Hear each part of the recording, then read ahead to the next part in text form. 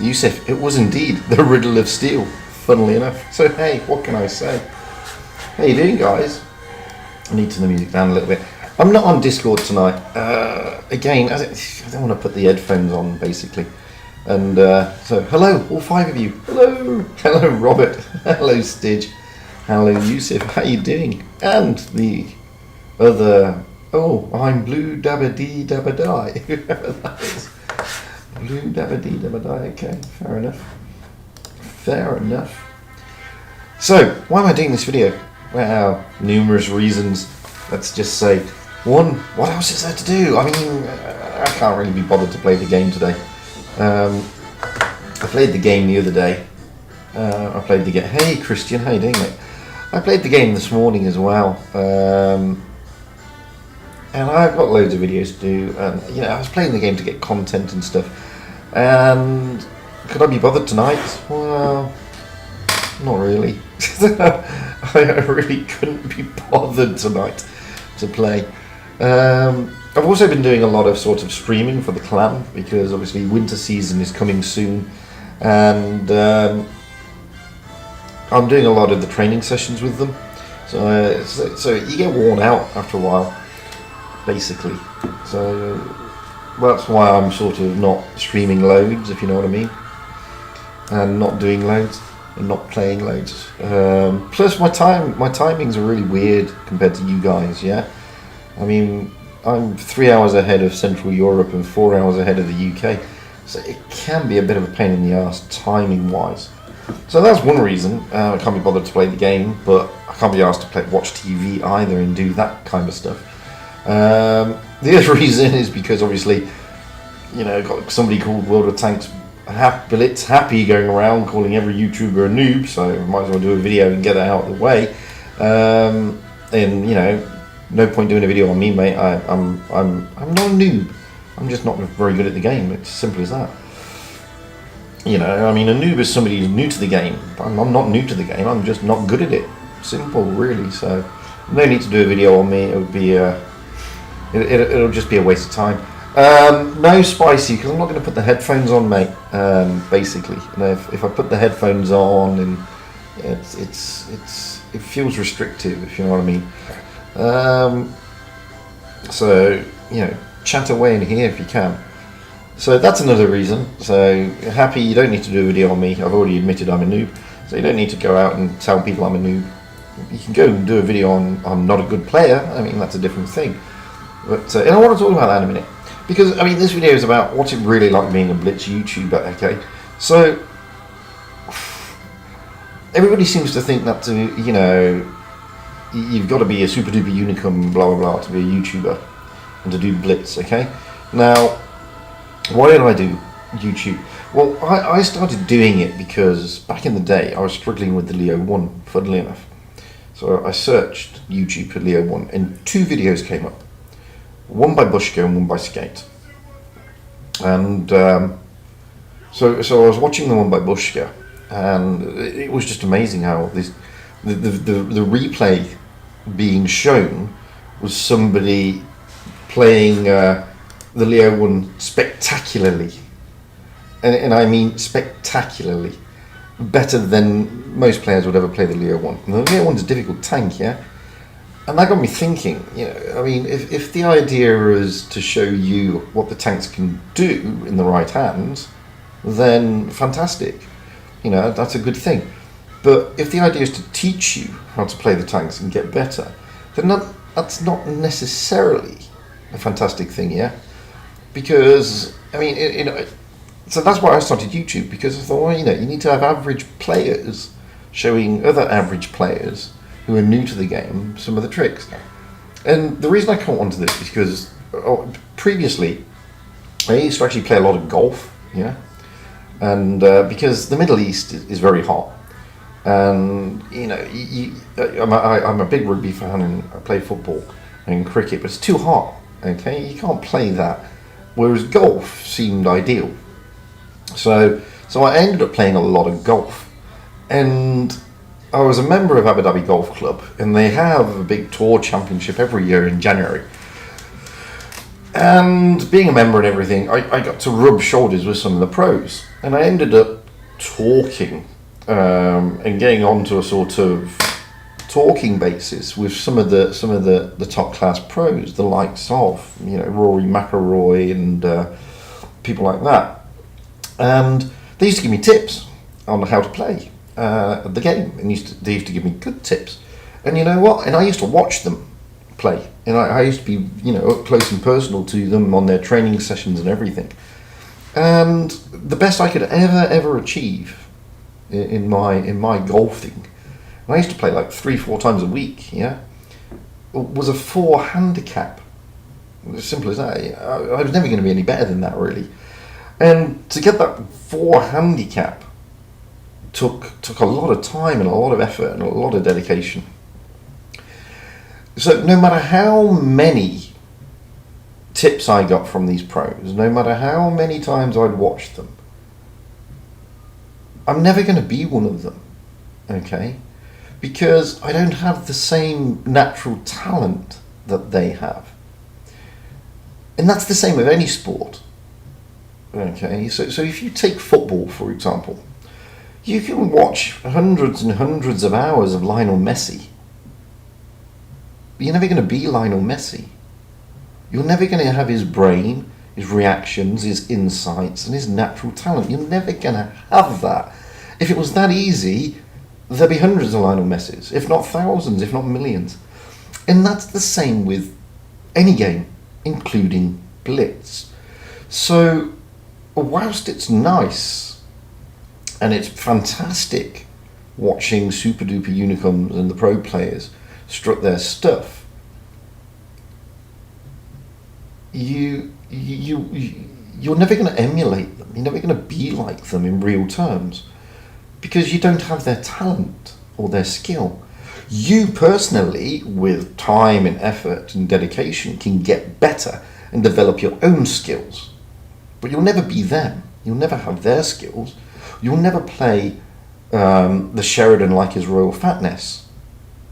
Sorry, but you won't, because his Royal Fatness plays the Sheridan like his Royal Fatness.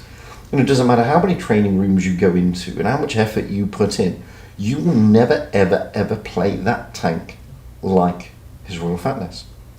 You will play the tank like you, with your skills and your awareness and your brains and your reaction times and your dexterity, not his. And that's the same with all of it, okay? It's like you'll never ever be the same, exactly the same as those players. So it's great watching games where super duper pros, unicorns, roll out in a tank and roll around the battlefield and smack everybody to kingdom come, and you think, yeah, I can do that. Guys, unless you're exactly like them, the chances of you doing that are very slim. I mean, I watch Juicy Tender Steak a lot. Excuse me.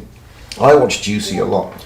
Not because I'll ever be like Juicy, because that's just a fallacy. It's just never going to happen. But I can pick up tips from Juicy. And I can pick up, tips on where to go, where to go haul down, what to aim for, blah, blah, blah. That's all I can do. I'll never play a tank like Juicy, because his skill set and his talent is not mine. It's as simple as that. So what I try to do is just churn out videos to newer players and sort of say to new players, look, my channel is not aimed at pros or super duper unicorns. There's nothing I can teach a pro. Nothing at all. Not a thing. If anything, they can teach me. But so all I'm trying to do is get newer players to be less shouted at, to give them a little bit of understanding. Like, there are basics in this game. And one of those basics, for example, is if you roll out on Port Bay and you're in a medium or a light, then you should be crossing that river at some stage to get those spots opposite the sea cap. I mean, that's a golden rule, isn't it? And there are these little tidbits that you should be looking at. Or if you roll out on Canyon, if you've got a tank with decent gun depression, you should be going to the middle to spot. Not necessarily engage, but to spot. And that's the other thing that people fail to forget. But what's it actually like being a YouTuber? Well, yeah, to be honest with you, it's YouTube is a really, really demanding beast. And I say that because it is. There's a lot of effort that goes into doing YouTube videos. And there's a lot of effort goes into doing streaming. And a lot of people don't realise how much goes in. Evening, Joe, how are you doing? So, hi Simon, how are you? So, for example, to churn out, a 10-minute video, say, on a particular tank, you're going to have to play that particular tank a few times. And I guarantee you this for a fact, you're only going to see 25% of the content that actually goes into getting the content. 75% of it gets binned, because even the super duper unicum YouTubers, they're not going to roll out in a tank and win every battle and get a mastery. And if you're only looking to see tanks whether you get aces, then that takes time. So what you want to see is how the tank performs, and what you want to hear, or what I think people want to hear, is how the tank performs in normal hands. Because trust me, in super duper unicum hands or pros, they can make any tank sing with a nut. They can make an Electo look like it needs to be nerfed, and they can, bad players can make the Smasher look like it needs a massive buff. So you have to appreciate that a lot goes into it, and you're only seeing snippets. You're only seeing the best games. You're only seeing the creme de la creme. Whereas with streaming, you see everything. You see the good games, the bad games, the indifferent games. You see the mistakes that the people make. Because I guarantee you, even the top YouTubers make mistakes. I was watching Every Good Name Is Taken, who's a very good player, by the way. He's a fantastic player. One of the best. And I was watching his stream yesterday, and he made numerous mistakes. Juicy makes mistakes, and he admits them. I screwed up there and I made a mistake there. But you're not seeing that in the videos, okay? But you do see that on a stream. You see that everybody makes errors, everybody makes mistakes. And if you watch the streams, not every game is some streams they don't get aces. Some games they don't do the big damage. So it's not always what you're seeing. In the videos, these are tailored. And when you do a video, you only see the best bits. You don't see the stuff that we throw away, that they throw away. And a lot of YouTubers get a lot of crap thrown at them, funnily enough. And there's a big deal, okay, for some reason, in World of Tanks. And that big deal is win rate. Everybody makes a big hoo-ha about win rate. And, you get YouTubers doing how to get to 60% and how to get to this and how to get to that and how to be a super unicum and all that sort of stuff. And is that what really the game's all about? Is the game all about win rate? Is that it? Is the pinnacle of this game getting 60% win rate? Is the pinnacle of this game becoming a super unicum?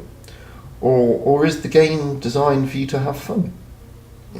You have to look at it from this way. Hey, Todjo. You have to look at it from the way as, well, what is it you want from the game? If you want to be 60%, guys, then forget all the crap you see on YouTube. Drop down to tiers 1, 2, and 3 in Seal Club, and you'll be to 60% next to no time. It's as simple as that. If you want to be a super unicum, then it's easy. Reroll. What drives you? And this is the point. And it really annoys me that everybody gets so hung up over win rate and this super unicum shit. And people say to me, yeah, but you like that, mate. You like that, Fuji, because you're not a unicum and you haven't got a great win rate. Well, on Asia I'm a unicum, on North America I'm a unicum. On Asia and North America I've got my 65% win rates. But they're rerolls. So does it matter? Does it really matter? And, I'm not a unicum. My Asia and NA accounts are not a true reflection of my ability and my skill. My EU account is a reflection of my ability and my skill. And I am an average player by definition. Simple as that. Okay? I think the best I'm ever going to get, and if it's going to take me a while, but I think the best I'll ever get is probably 55% win rate. But that doesn't bother me. Because I'm in no rush. I don't need to be a super duper unicum. I don't need that kudos and that ego trip. What I want is a game that I enjoy. And I want to be able to go out with people, who share that same passion to have fun. Because like I said, if you're just interested in being a unicum, purple on Blitz stars with that glorious 3000, and you want that 65% win rate, then poof, Go down to tiers 1, 2, and 3 and steel club your way there. It's easy. What's it like being a YouTuber? I have no idea, Meaty. I was hoping you would jump in to tell us. Because I haven't got a clue. What would I know? I know nothing. I just do it for a bit of a laugh and a hobby and fun. And that's it. I mean, but I see a lot of people take it ultra serious, yeah? And there are two kinds of, realistically, there are three kinds of YouTubers. I mean, Meadsy, who's just jumped in the chat, he does it as a living, guys. That's why he has to throw so much at this compared to the likes of me or say Roland as well. So yeah, he can tell you what it's like to be a real YouTuber. He can tell you what it's like to be a hobbyist YouTuber. And then you've got guys like me and Roland who do it as a hobby. We do it because we enjoy it, and we don't necessarily earn from it. I mean, somebody said to me the other day, I mean, how much do you earn? And we calculated it, and maximum I earn from YouTube realistically, and that's including memberships and Patreons and tips and stuff, is roughly $500 a year. Now if I take out all that, okay, I'll jump into voice then. Hang on.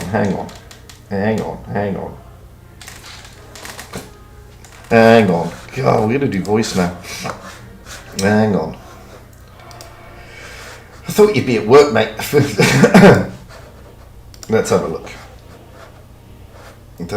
Where am I? Where is it?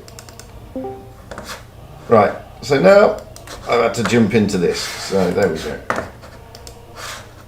Voila.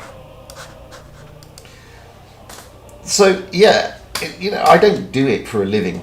And if I take the YouTube memberships and the Patreons away and stuff like that, my ad revenue, let me just open Social Blade because it's hilarious. My ad revenue from Social Blade for a year is $63. Hello. Hey, Meadsy. How you doing, big man? I'm very well, thank you. Hopefully you can hear me. I'm actually in my car at work. I thought you were at work.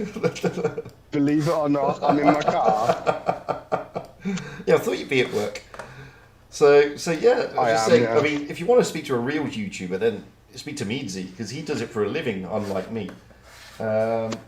Part living. It's part living. I've actually got a full-time job. Of course. So yeah. I have actually, like, with the YouTube, I've actually had like my manager come up to me, sort of sit me in an office and say, look, this is your job.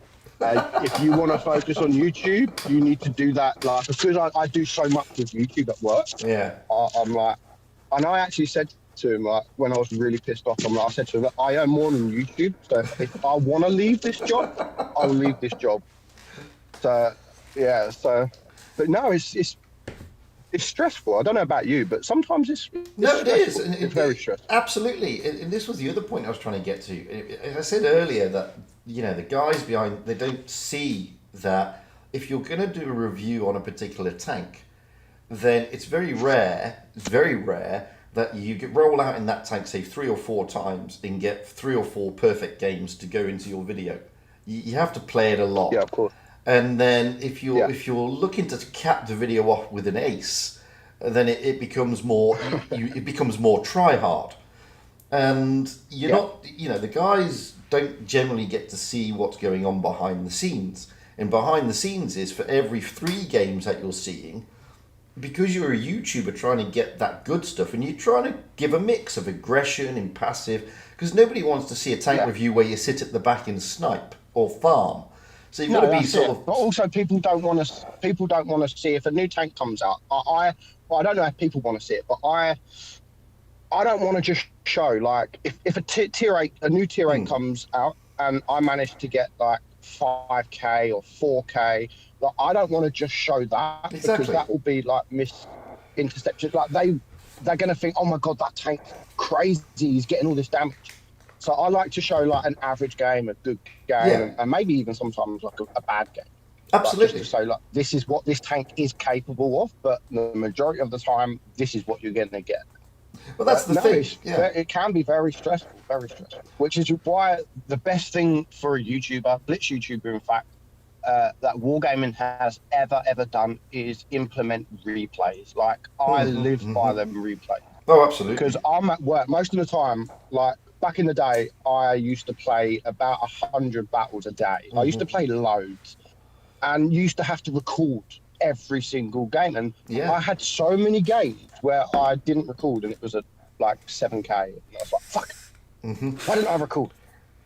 So having replays now it's a godsend, literally godsend. Not only for me, but like for my replays, I don't have to record every single replay, but for other people. And I'm not gonna lie, like I use a lot of replays, a lot of people's replays, because if I'm reviewing a tank, what good is me? I've got 4 kids, like I've got a wife, I've got a full-time job.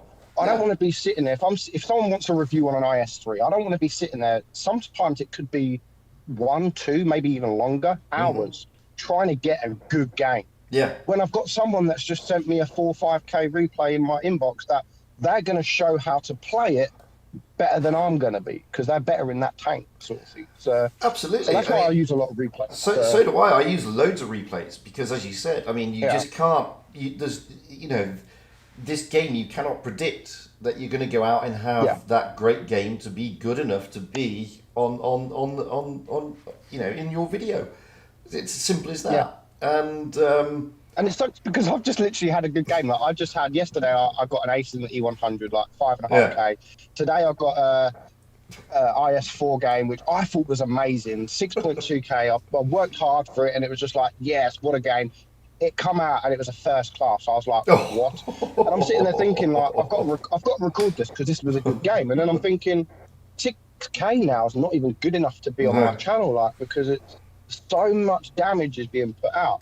At the moment, on sort of even 7K is not making my channel at the moment, like, because there's just so many 8K games and 9K games now. It's crazy, and like I said, I'm not gonna lie, I use a load of replays, but I do try and mix it up a bit. Like I do try and add one of my own in sort of if on reviews, I try and add one of my own. Yeah, definitely. Of new tanks, they're all my own because I'm the only one that's sort of got the tank. They're not sold yet. Of course. And obviously we get the tank early. But yeah, replays have been amazing. And replays have been so. I think if it wasn't for replays, I don't think I'd even be doing YouTube. Because time, it's just. Yeah, without the replays, it would be a nightmare. Time. It would be a nightmare. And I mean, this is one of the reasons why. And a lot of people don't understand why. One of the reasons why Skate sort of backed off, because it was getting a chore for him. And he said, he was doing it for fun and for entertainment because it made him happy. And then he was waking up to the point where it's more like, oh my God, I've got to do content. Oh my God, I've got to play the game. Oh dear. Yeah. And when it gets like that. And that's the thing, it depends what you want to do. It depends what you want to do. If you want to do it for fun, like everyone starts off YouTube for fun. Like I started off YouTube because I started getting good at the game. I joined one of the best clans in EU, Phoenix, and I was like doing really well. And I'm thinking like, why don't I start recording my games? Because like, I'm playing really well, and that's how it started. I just started recording my games, put them on YouTube. They started doing well, and it was like a year after I started putting them on YouTube, I started adding voice to my sort of videos. And to start off with, it was never meant to be anything like it is now. And as Skate said, like it becomes a chore, and I never wanted it to be like that. And that's why I'll never leave I earn more money on YouTube than I do my job, but I'll never leave my job. No. Because my job's stable. YouTube is not stable. Like, yes, I've earned this much for this month, but next month or next week, something could happen and I might not have no internet or something like that, and I'm screwed. Like, that was when the you other start thing. Earning money. Yeah. Go on. Well, that was the other thing because. Go on. Because, I mean, you are, for all intents and purposes, the biggest YouTuber for the English-speaking community. Let's not beat around the bush in real terms. Does it not worry you, realistically, that there's only an infinite amount of people who play the game who are going to subscribe? And doesn't that concern you? No, not really. I mean, I know you're not all about that. I know you personally not all about that. You just, you enjoy doing what you do with YouTube, and it's not like the you know, you like the fact that you're growing your base and you've worked hard on your channel. I mean, you've been doing it for since when? 2020 what? It's really long Four time. years. 4 years I've been Yeah. doing. Yeah, 4 years, and that's the one thing I am proud of. Like, you get people now. Like, no offense to any of these YouTubers. Like, I love these YouTubers to bits. Like Droodles, he's Raw Fatness. Who else you got? You got Scanner Slow. You got Soft Rescue. Like, all these big YouTube channels. Droodles, for instance, like, I never had this back in the day. Like, No. I never had anyone shouting me out. I never had anyone like, oh, subscribe to this guy, subscribe. Droodles so I can say, like, I've built my subs up myself to 50 odd K, where Droodles, for instance, yes, he's gained 30K in the last sort of 8-9 months. Yeah. But how many shout out? Like, 9 months ago, I shouted him out and he was not even on 1,000 subs, and I shouted him out. So yeah, no, he got a lot of subs from shouts. Exactly. I mean, I shouted him out when he was on 500 because he back in those days I had more than him. Economics, mate.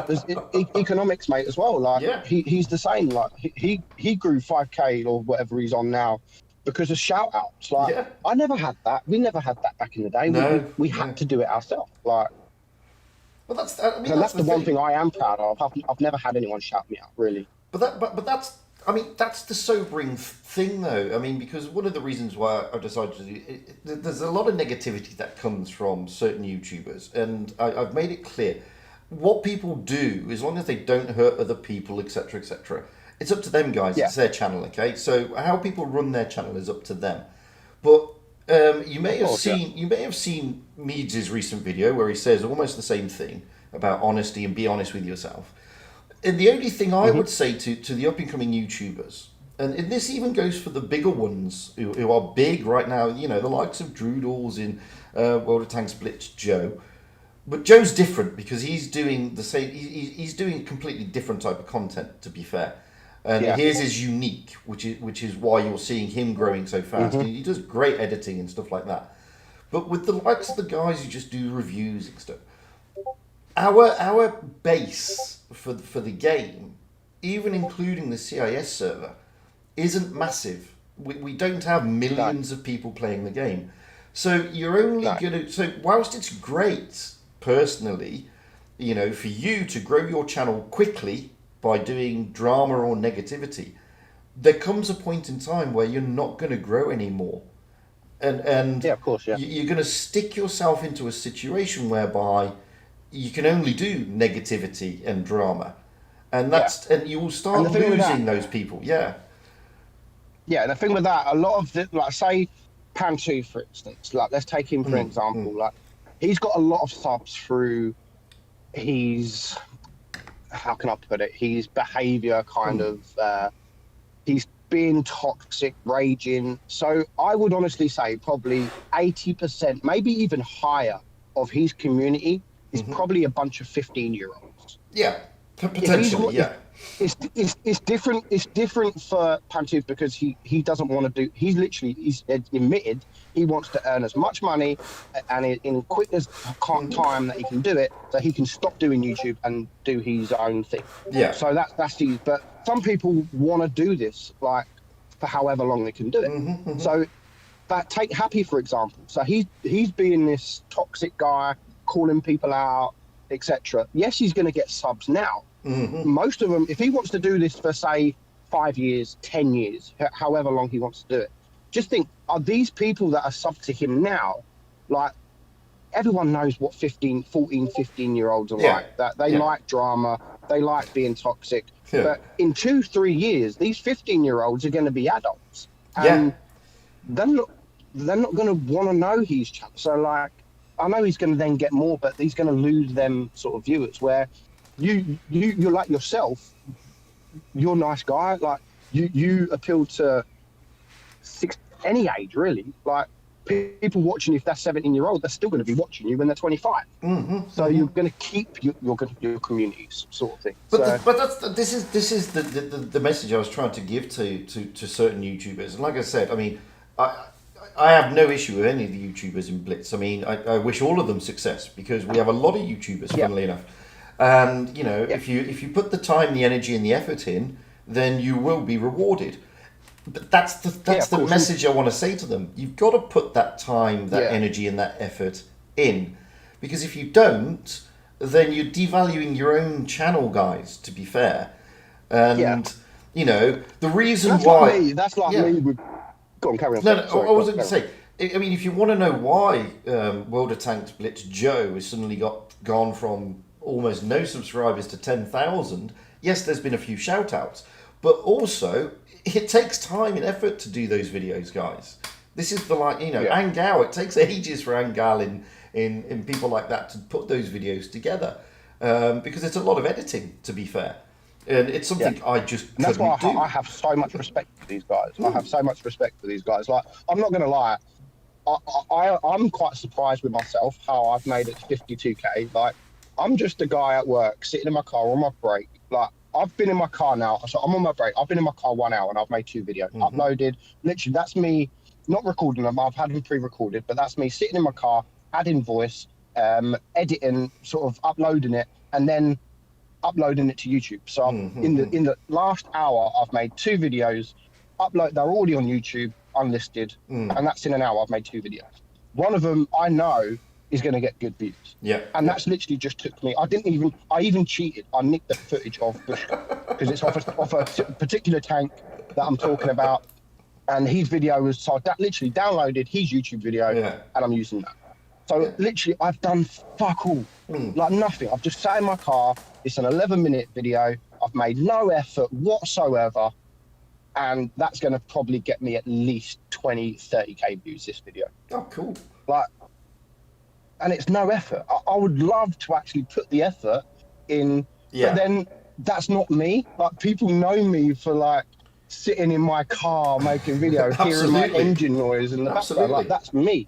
The same as Crazy Tactics. Like, their unique channel because it's father and son kind of thing. Like, that's their unique.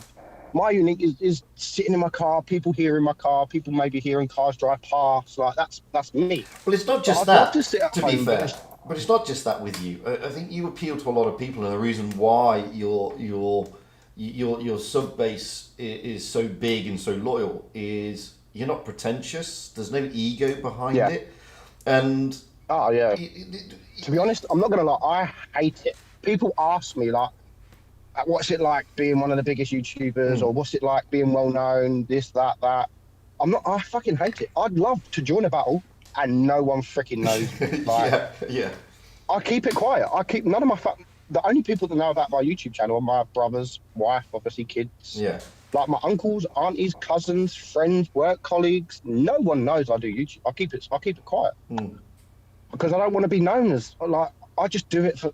Originally, I do it for fun. Like, I don't want to be known as that kind of. I just want to be a normal guy. Like, absolutely. That's what I want to be when people say hello this, hello that. But that's been one of your secrets to success. Like I said, you're not pretentious, and there's no ego behind what you're doing. I mean, and you know, some of the newer YouTubers that I see coming along, there is a bit of pretense there, and there is a little bit of ego, and you know, it works both ways.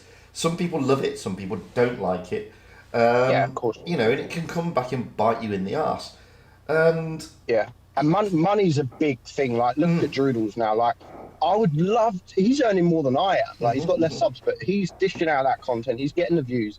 For an 18-year-old kid earning, I'll tell you how much he's earned this month. He's earned $3,200 this month. $3,200 for an 18-year-old kid sat at home in his bedroom. Like, how lucky can these? We wasn't earning that, nowhere near that much at work at 18. No, exactly. Like, he's in his bedroom playing video games at 18, earning over $3,000 a month. I know, it can't be bad. And that's the thing, like, I never started this for money. I never started it for money. No. But the thing is, when you start earning the money, my first paycheck from YouTube was like £64. And even back then, it was just like, way, 64 quid, yeah, I've earned something. And then sort of, you set yourself a target and you're like, do you know what, I'm going to beat that this month. And then you beat it, and then you want to beat it again. And before you know it, like I said, I'm earning a living now from YouTube. And for me, because I've been relying now on this money, for me just to quit it, it's going to be that's a lot of money. Like, to lose it is. No, it can be, £2,000 a month. and it's not just that. It's like I get spot. Obviously, you had the Huawei. I had the and Amazon stuff as like well, but because I play on iOS, I couldn't access it. That was the problem. So which I had to- sucks. Like for me, yeah. like it was easy work. Amazon contacted me, or the people that are working for Amazon contacted me and asked me to do it. £3,000. Yeah, yeah. I had because we were all talking at the same time because I think it was me, you, Fizzy, and a couple of others. Fizzy, And Batchat, all them, yeah. And I had a chat with Amazon and said, look, I've signed up for it, but problem is, guys, I'm using iOS. I've tried to use BlueStacks to mirror the iOS device. It's just not working for me. I just can't do it. And it was a decision I had to make. It wasn't because I didn't want to do it. It wasn't because of any other reason. I just technically couldn't do it because all my stuff is Mac. Simple as that. And if I had iOS, then I could have done it because one of the first videos we had to do how to download it all. Yeah, you remember? Yeah. And that was where I was stuck because I couldn't do that video, and it was a pain in the ass because it would have been nice to have done. And I'm glad you guys, you guys got to do it, and it was good stuff. And it's nice that you get sponsorships like this every now and then. Yeah, it is because they don't come round often. I don't want to be. Yeah. I don't want to keep doing it. Like, I'm not just going to accept any deal. No. And it wasn't even for the money. I accepted that deal before they even offered me the money because it's the Amazon App Store. Like, everyone knows it, and generally it is saving people money. Exactly. How many videos have already been out there of people saying, "Look, guys, use Amazon. It's cheaper." Well, people have been talking about Amazon coins exactly. They've been talking about Amazon coins for ages and ages, and it is a good thing. And that's why I done it. Yeah, and that's why I wanted it. But and then when they turned around and said to me, "How does $3,000 sound?" I'm like, "What? What? Yeah. Done deal. Exactly. Yeah. Like, what the fuck? $3,000? Yeah. Are you crazy? Is this real?" $3,000. And trying to tell my missus, trying to tell my wife. Well, she wasn't. We wasn't back together then. But it's just like, wow, I've got $3,000. And then when we got back together and trying to tell her, like, oh yeah, by the way, I've got $3,000 coming, and she's questioning, like, why would you get $3,000? Why would you get $3,000 from that? Yeah. No, my wife's the same. My wife's the same. She's like, why are you doing this? I'm not doing nothing. And I was like, because it's good. It's fun. It's enjoyable. I like it. Exactly. And now a lot of it I do earning this money. Obviously, I do earn it for a living, and it does get stressful because I am actually making footage. I do like to sit there on my days because I work 4 on 4 off. So this is my last day today. So I've actually got 4 days off. But I'd love to sit there in the evening, not stream, not videos, just sit on Discord with a few friends and just play. And I like to do that at least once a week. So yeah, I haven't been able to do that. I haven't even been able to stream sort of last week because life, obviously, me and my wife are back together. We're doing the house up. Congratulations for that, by the way. It's good nice to know it's going well. It's on the way up. Good stuff. Thank you. So yeah, we're very busy at the minute. We're doing the house up, and but the way I do it, like people always say, why don't you take a break? Why don't you take a break? But the way I see it now is, if I have a week break, I'm losing out on like £300-400. So I can't afford to have a week break. So what I normally do is sort of have maybe 2 stressful days where I'll just make footage, just sit there, record, make footage, and maybe even make sort of 6 or 7 videos in them 2 days. Yeah. And then I can have a week break because I've already got the footage there. So that's how the same as when I go on holiday. If I go on holiday for 2 weeks, I always get 2 weeks videos like pre-recorded. So I don't, I'm still having that break.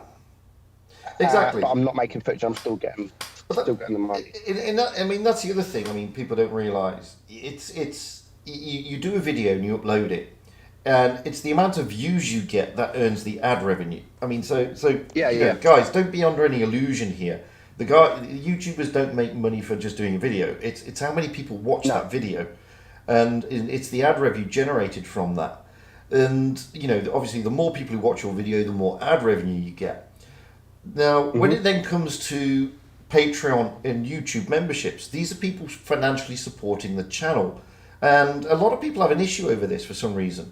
And I didn't want to mention it, but I saw a post from you on your community tab, which was perfectly reasonable and sensible, and I saw somebody really kicking off about it for some reason.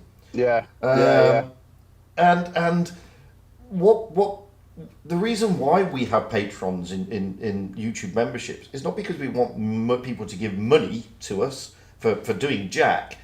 It's to support the channel. And if you look at the structures of both Patreon and YouTube membership, it gives you details of this and that. And it just gives people more of an incentive, and to do things for those people. So, don't take it the wrong way. These aren't people, YouTubers, asking for handouts. It doesn't go that way. I mean, I guarantee you, virtually everything they get from YouTube membership or Patreon, they churn back into the channel either with equipment or software or stuff like that. So it's not like they're just saying, thank you, cheerio. See, with me, I need an excuse, you see. Like, I need to justify to my wife why I'm up until 3 a.m. playing a game. Where if I was to say to her, exactly, I'm getting up in the morning to take the kids to school, like twice this week. The kids, what's the day? Tuesday? So the kids are only at school 2 days. They've been half an hour late 2 days because I've slept. So if I'm just sitting up all night playing games, my wife's going to be like, why are you playing games until 3 a.m.? Exactly. At least because I'm earning this money, I can say, this is why I'm freaking up until 3 a.m. So at least I can justify to her why I'm up this late playing, sort of why I'm up streaming sort of that late and stuff like that. So it's more for her, like, so I can justify. It's not so much for me. Like, I've always said, any money I earn from YouTube in any way or form, Patreon, YouTube donations, I don't think I've ever personally pocketed it, like just to put in my pocket and bought myself something. It's all gone back to my family. Like, we've had holidays.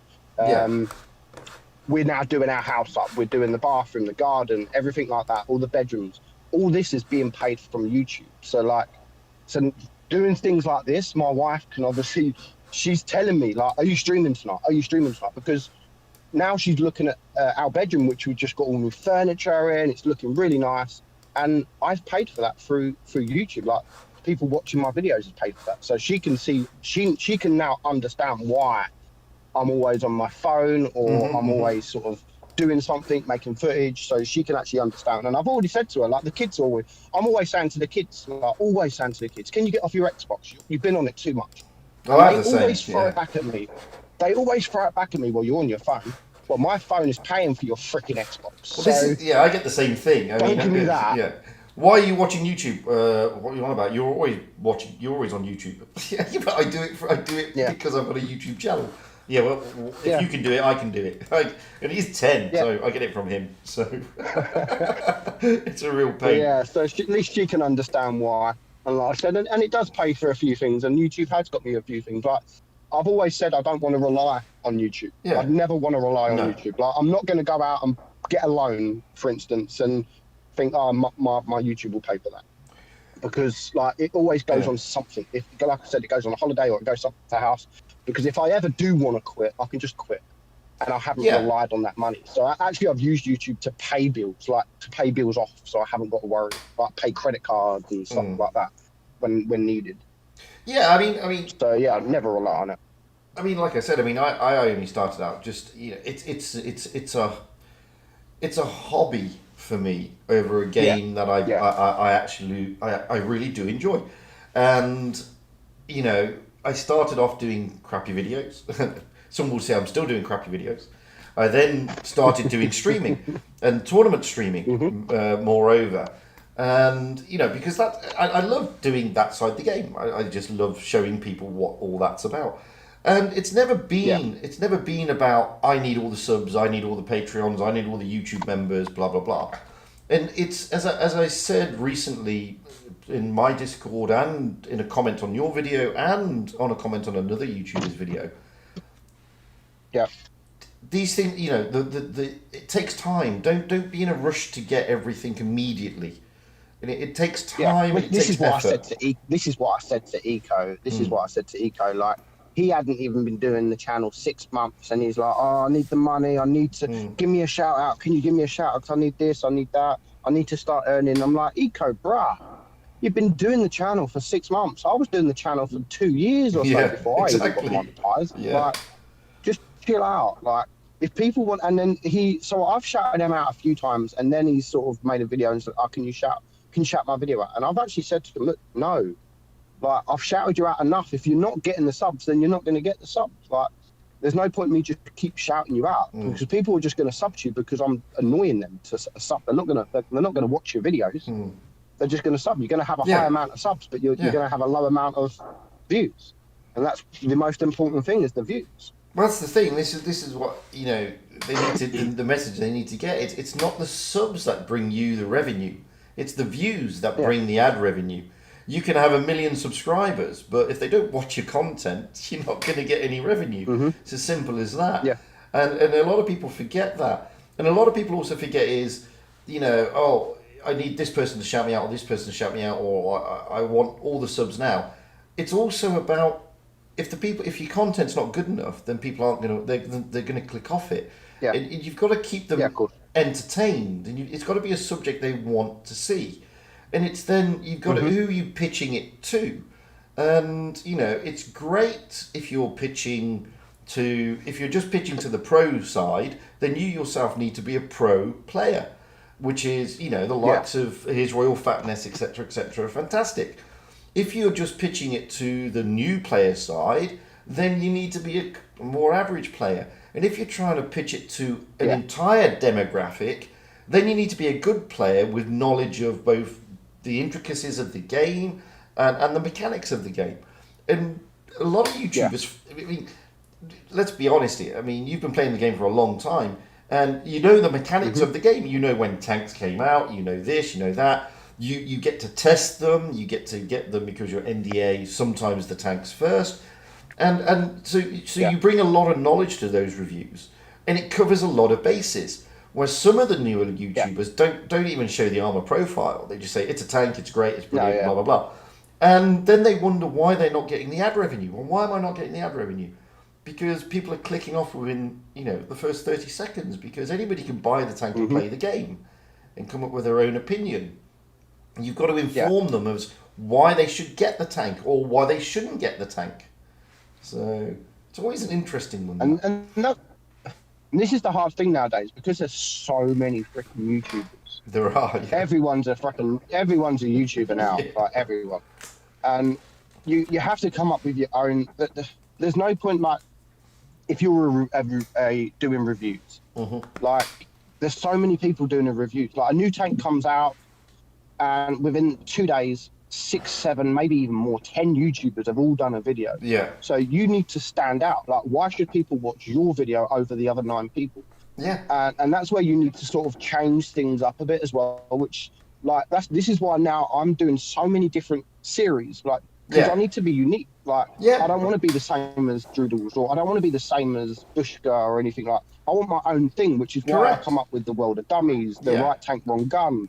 And I'm just coming up with as many series as I can, like, because it's different. Like World of Dummies, like no one was really doing that, and people love World of Dummies. Yeah. And so things like that, like Right Tank Wrong Gun, and stuff like that. So I need to change it up a bit, and instead of just being a review channel, I'm sort of everything. So I've got all these different series, I've got reviews.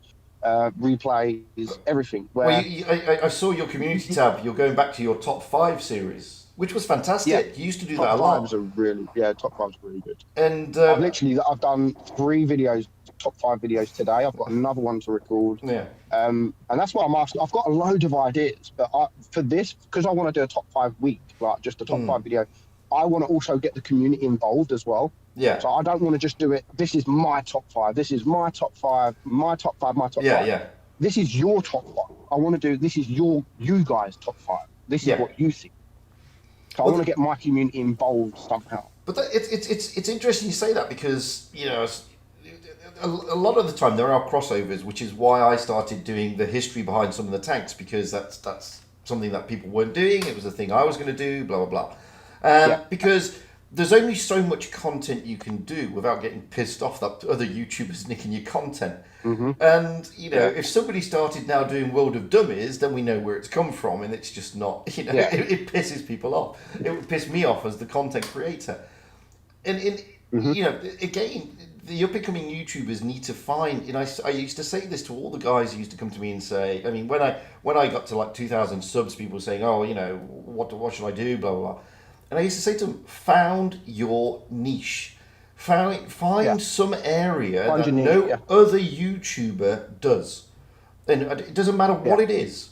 It doesn't matter if you're. We had this argument. We had this argument a couple of months ago with Muffin. Okay, yeah. Because his niche was pretty much 7 tanks versus 7 tanks in training. Yeah. And when someone else wanted to do 7 versus 7, he did pick up a little bit of a fuss and was like, "Hey guys, like I don't think you should do that. That's my thing." And I did get involved and think, "Hang on a minute, like yes, that gets you the most views. Like that's your most important sort of topic on your videos. But people doing these videos 7 versus 7 in training rooms happened way before you was even a YouTuber. Like I did a 7 versus 7 video a long time ago. Oh, people and used it's to not do something I'm gonna 7 versus 7 do like regularly. Yeah. But I just made them aware, like I want to make you aware that some people are going to do it. Absolutely. Like, then we're not going to call it the same as you're going to do it. But, and it's the same as World of Dummies. If anyone wants to do a World of Dummies, they can name it something else. I've not got a problem. If they start naming it World of Dummies, then... that's a different kettle of fish, exactly. But this is what I keep saying to these new YouTubers. World of Dickheads or something like that. I don't care. Like, as long as it's not copying my content, like, exactly. Oh, they do well, let's do it. But they've got to find their own niche. Same with top fives. Like, I only started doing I started doing tank versus tank. So my first tank, tank versus tank was the Object 140 versus the T62. Yeah. I mean, because no one at the time was doing it. Because you were doing top lists a long time ago. I mean, some of your first. I mean, I remember a couple of years ago you was like top 5 worst tanks or top 5 rarest tanks. I remember that video. So it's not like top 5 has been going on for a while now, or your top lists have been going on for a long time. Yeah, and same top 5. To be honest, top 5, anyone can do that. Anyone can do a top 5. Right. But in World of Dummies, it's been going on for quite a while now. But I've been trying to say to these up-and-coming YouTubers, guys, just find your niche. Don't necessarily, there's only so much content you can do in Blitz. There's only so much. Yeah. And that's it. The likes of Scanner, and the likes of the likes of Soft Rescue and Gal, and now World of Tanks Blitz Joe. These are niches that they do things that are different. Mighty Noob has got a niche. Every Good Name Is Taken now has got a bit of a niche with his tech tree showcasing streams. You've got to find your niche, and there's only so much content.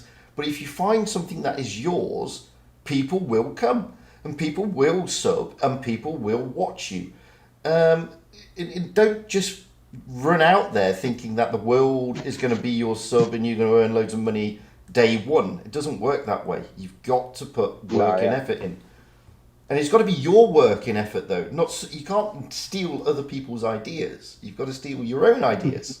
That's the other thing. Guaranteed, if someone out there went and done a World of Dummies, like just because I get good views on them, doesn't mean that they will.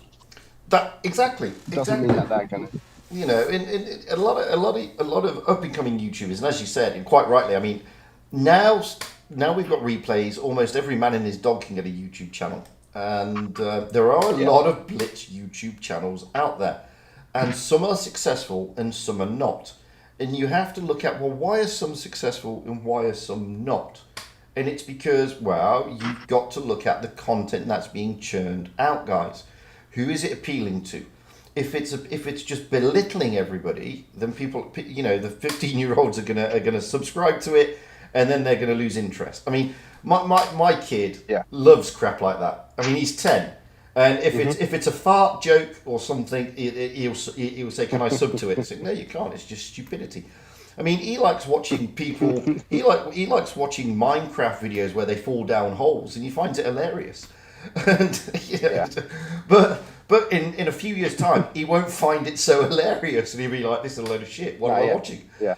So you've got to be careful on the content you push forward, guys. And there's no point getting all arsey about it, or finger pointing. You've just got to put the effort in, and it will grow in time. It's as super as easy as that. And it's like everything. Success is only built on work, and the more you throw at it, the harder you work at it. Yeah. The biggest advice that I can give as well with someone becoming a YouTuber is ignore the hate. You're Absolutely. gonna get Yeah. hate. You're gonna get hate. Everyone gets hate. You've got to learn to freaking ignore it. Like, they mean nothing to you. Like, just look at the positive comments. Yeah. They'll weigh more than the negative. You're always gonna get. Like, I don't even delete the negative comments. No, I don't anymore.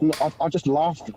I just Yeah. laugh at them. Like, it's really, if you've got someone, I'll do a video and someone will like, Muji, you fucking prick, blah blah blah. I'll just comment, thanks for this view, thanks for the view, bro. Like, you're helping me pay for my bills. Like, thank you. You think I care about your negative? Exactly. Like, Exactly. Thank you. I appreciate it, because this is the third video in a row you've commented. So thank you very much. Like, if I'm such a dickhead to you, why are you still watching my videos? Well, Like, yeah, I mean, I had a stalker and I thought I'd made it. I thought that this is it now. I'm at 1,700 lucky. subs. I'm at 1,700 subs. I've now got a stalker. It's not going to take long to get to 5,000. But then I lost my stalker as soon as I got to 3,000, which was really disappointing. But it's great getting a stalker, because you know that they're going to come onto every one of your videos. So you at least guaranteed one view. And it was fantastic. That's it.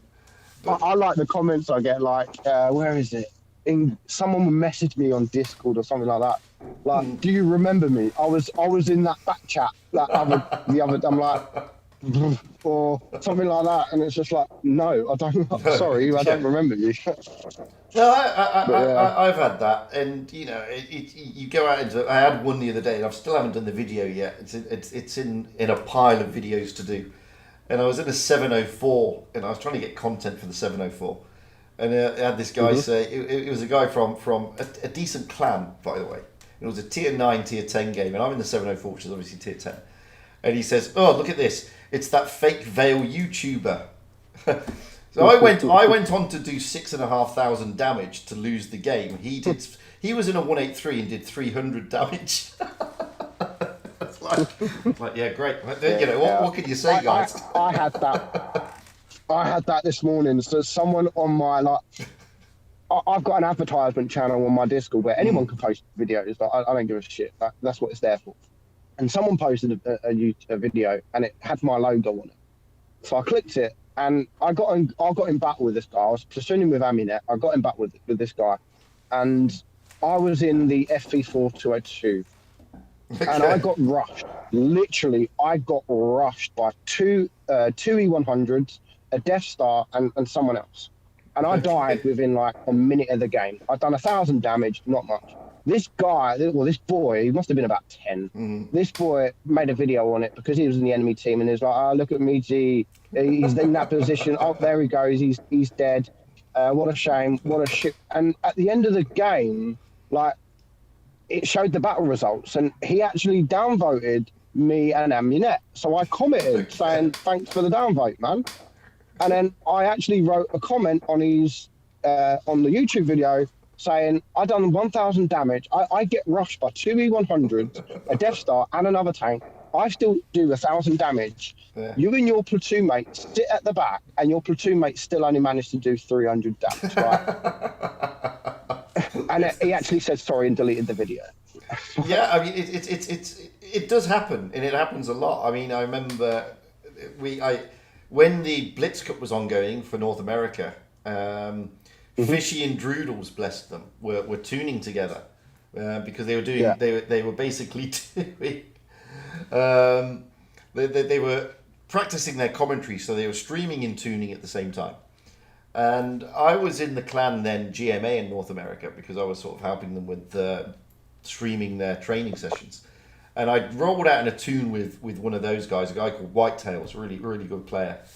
And we were on mines, and I said, "Oh look, Whitetails, there's Fishy and Droodles," and I think Droodles was in an E100 and Fishy was in a mouse or something along those lines. And we kept getting the messages coming through from the enemy team.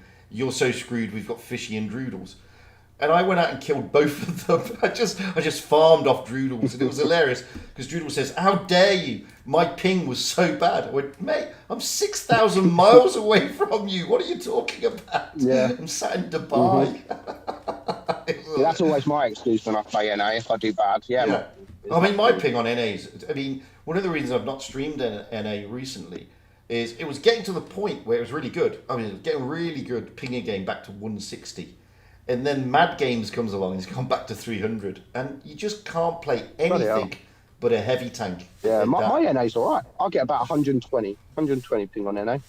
Well, I'm getting good. I get good ping on both EU. Well, I don't get good ping on EU at the moment. It was down to 110, and now it's gone back up again to 180 because of Mad Games.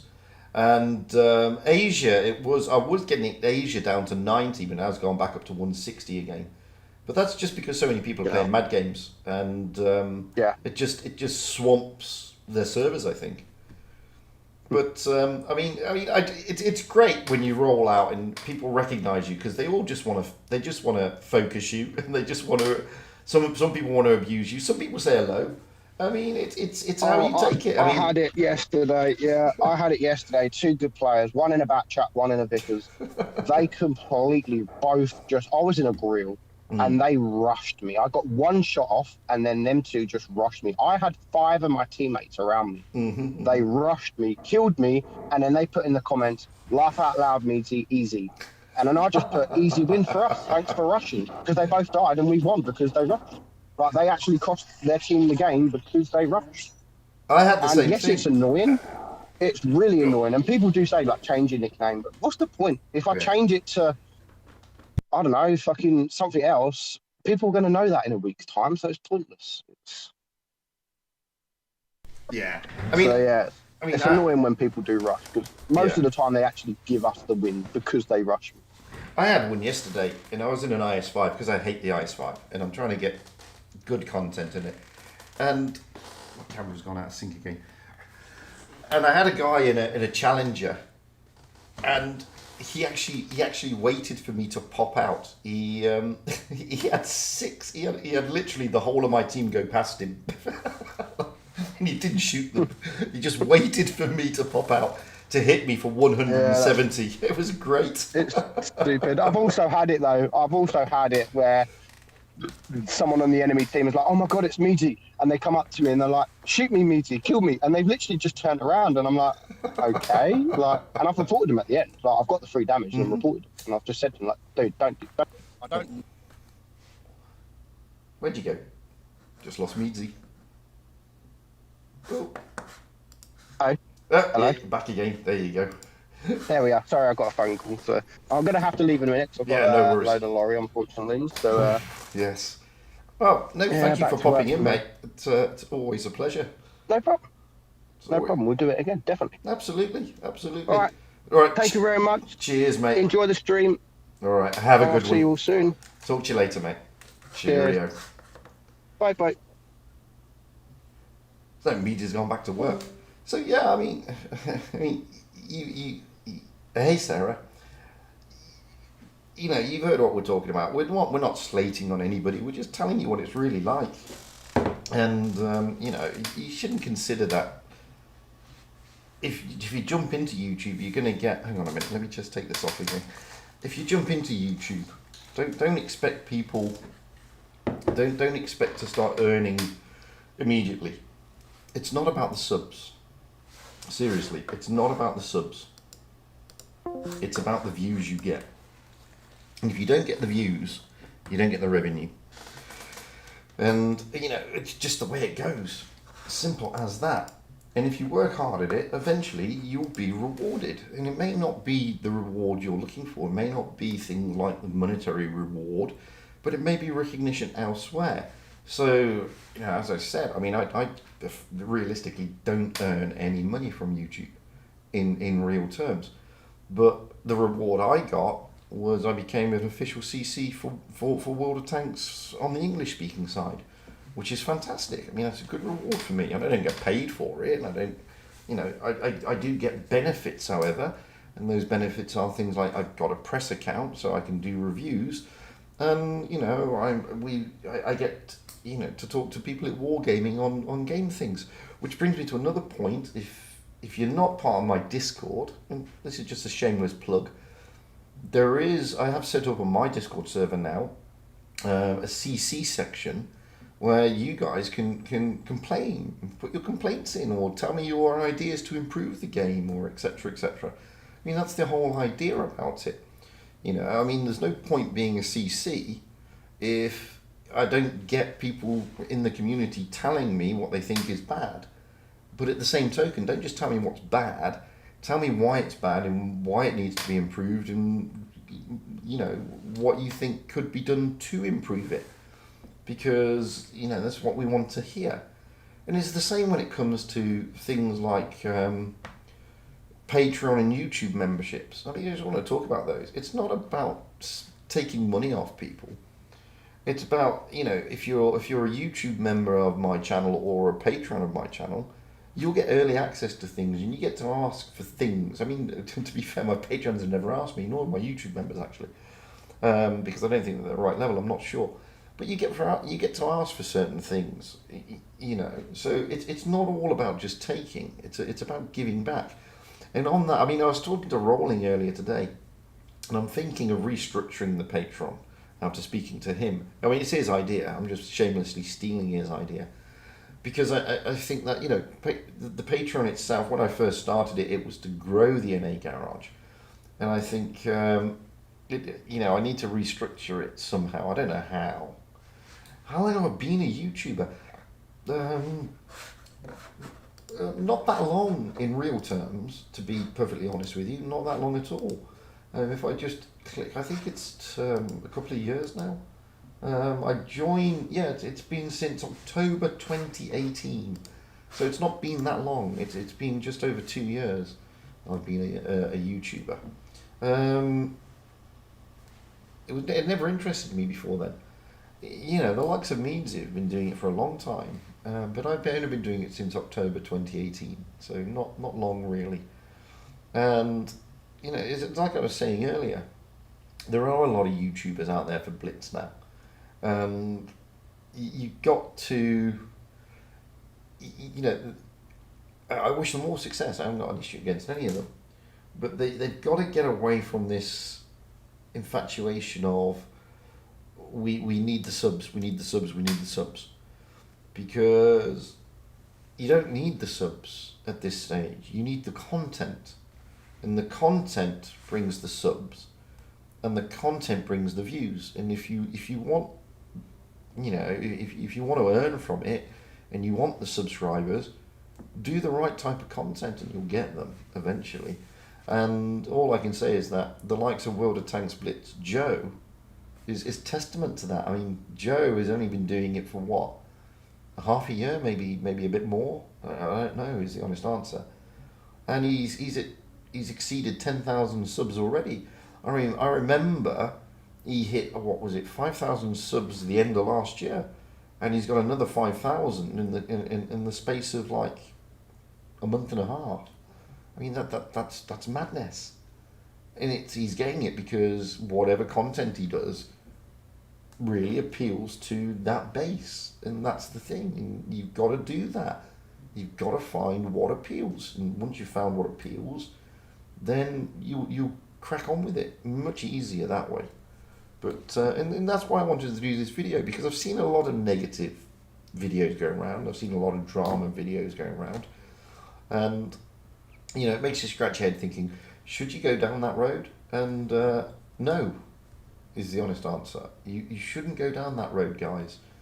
And if you're a YouTuber starting up for Blitz, seriously, I would advise you strongly not to go down the drama route, because it will come back and bite you. It really will. It will only get you so far. Clickbait is something completely different. I mean, there are two types of clickbait. There's negative clickbait and there's positive clickbait.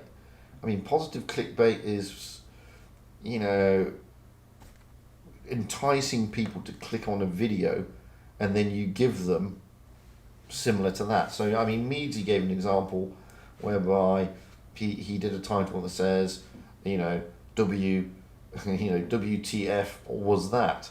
And that's a positive clickbait, because when you click on that video, it's somebody doing a massive damage game. And then you've got negative clickbait. And negative clickbait would be, you know, something like, you see them. You know what negative clickbait is. It entices you to click on a video, and the video, either in the thumbnail or the title, has nothing to do with the video, but you've clicked on it anyway. Those are two different things, yeah? Negative and positive clickbait. And if you go down the road of negative clickbait, people are just going to get pissed at you and fall out with you. If you stay on the positive clickbait, then there's no harm in that. You know, as long as you're being honest and giving what the title says, there's no issue with it. So you should do it. You should look at it that way. But don't be in such a rush. The newer YouTubers, honestly, you know, if you're good, your subs will come. Seriously, if your content is good enough and the people like the way you present, and you know, I've got 5,000 odd subscribers, and I'm not one of the best. I'm not a good player in Blitz by any stretch of the imagination. You know, I can play the game, but I can play the game from a certain perspective. I'm not anywhere in the category of, say, you know, Object 3, Juicy, His Royal Fatness, etc., etc. I'm not as good as that. Yeah, I've got 5,000 subscribers. So there's something that appeals to 5,000 people, give or take. And it's not just me playing a lot, hey? So, you know, it's that's the way you've got to look at it. A lot of people, you know, bitch and whinge at me. And as I said, one of the reasons I'm doing this video is to basically cut World of Tanks Happy off at the pass by saying there's no reason to do a Fuji is a noob video, because I am a noob and I admit it. Well, I'm not a noob. I keep saying this. I'm not a noob.